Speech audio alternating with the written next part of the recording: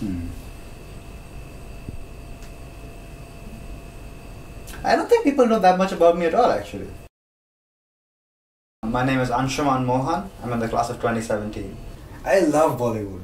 Bollywood is loud and fun and sexy and like irreverent and annoying, and I love it because it really captures for me like walking down the streets of Calcutta one day or something, like during rush hour after the prayers in the masjid are over and people are coming out and like everyone's hungry and everyone's drinky, and I think some of this love for like real Bollywood may stem from what my father does for a living, which is he owns and runs movie theatres. He owns single screen standalone theatres that have been there for way too long, and they have no air conditioning and they're wooden seats. The people who go there, they know film.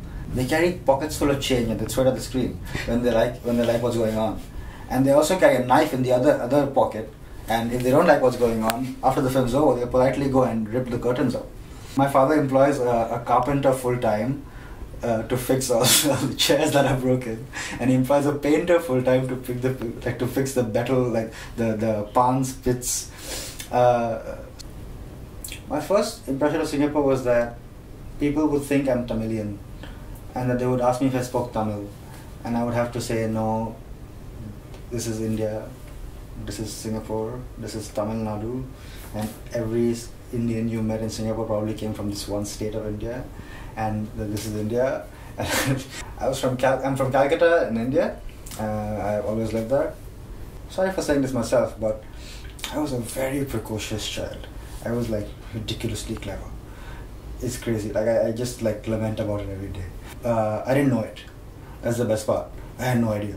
So I would do these things and say these things which would just take people aback, and I was completely irreverent and unapologetic about it. That's pretty much all I know about my childhood, really. These little anecdotes about things I said and people I charmed and people like my mother was able to brag about during her evening walks with friends. And I'm sick of being sick of that book. Because like for the longest time I would just almost deny it. Like if people ask me in the elevator like, oh, I heard you wrote a book, I would just say, this person's lying, and run out the next stop. Now I think I've sort of come a full circle and I'm in a better place to talk about the book now. It has made a lot of what I am right now, and it really taught me a lot of shit.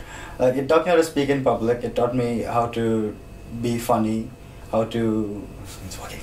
And maybe I didn't really appreciate all this at the time, because at the time it was just like, oh, let's sell as many copies as we can. It was almost like a sport, but now that I think about it, I do appreciate the whole journey.